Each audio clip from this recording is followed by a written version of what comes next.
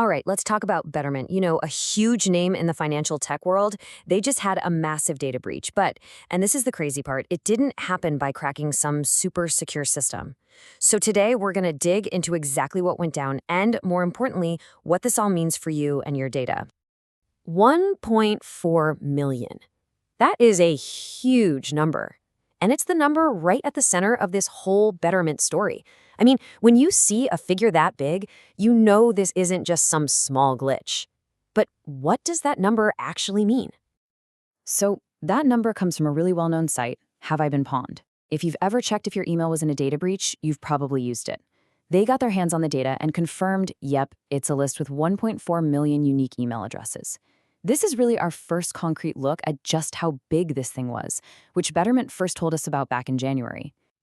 Okay, so how did the hackers actually get in? This is where the story gets really interesting. Because you'd think, for a big financial company, it must have been some super complex, high-tech hack, right? Nope. They didn't go after the code. They went after the people. The oldest trick in the book, targeting the weakest link in any security chain. And that brings us to this term right here, social engineering. It's exactly what it sounds like. It's basically the art of deception. Forget hacking computers. This is about hacking a person's trust, manipulating them to get what you want. You're basically tricking someone into handing over the keys to the kingdom. And as we're about to see, it worked really, really well. So, how did they pull it off? Well, according to the group that claimed responsibility, a pretty notorious crew called Shiny Hunters, it was a 3-step plan. First up, voice phishing. Just think about that. Someone gets on the phone, calls an employee, probably pretends to be from the IT help desk, creates this fake sense of panic, and convinces them to give up their login codes. Now, here's the twist. With those codes, the hackers didn't go for the money. They couldn't. Instead, they got into some of Betterment's third-party marketing tools. And that's when they launched the final attack, sending out a bunch of scammy crypto promotions to all those customers. Okay, let's just stop for a second. When you hear about a data breach at a company that literally handles your investments, there's really only one question on your mind, right? Is my money safe? So let's get straight to it. What was the actual damage here? So here's the scorecard of what got out versus what stayed safe. On the exposed side, we've got names and email addresses for pretty much that whole 1.4 million list.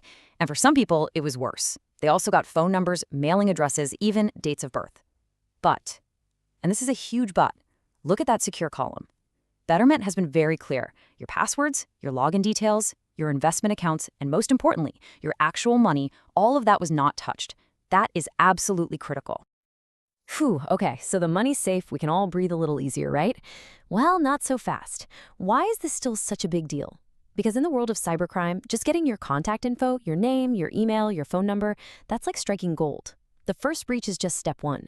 The real danger often comes next. So what do criminals do with this kind of data? Well, it becomes the fuel for two really big threats. First, super convincing phishing attacks. I mean, think about it. You get an email, it's got your real name, it knows you're a Betterment customer, it looks legit, right? That's how they trick you into giving up even more info.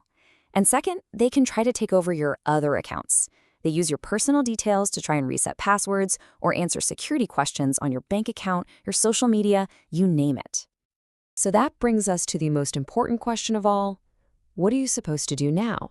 How do you protect yourself? Let's break down the official advice and the kind of mindset you need to have from here on out. And honestly, it sounds almost too simple, but this is really the heart of it. The number one piece of advice from Betterment is just be more skeptical. Be suspicious of unsolicited emails or calls. The hackers won because they tricked someone into trusting them. So your best defense now is to dial that trust way, way down, especially for any message you weren't expecting. And here is the absolute 100% non-negotiable rule you need to remember. Betterment has said it themselves. They will never, ever contact you out of the blue and ask for your password or your financial details. So if you get an email, a text, a call that does that, you know instantly it's a scam. End of story. No exceptions. And all of this really leaves us with one big kind of scary question, doesn't it? If a simple social engineering trick can get around all the fancy technology, is our personal data ever really safe? It's a huge reminder that all the firewalls and encryption in the world can't always protect us. At the end of the day, the last line of defense, well, it isn't a piece of software. It's us. It's our own awareness and our own skepticism. Definitely something to think about.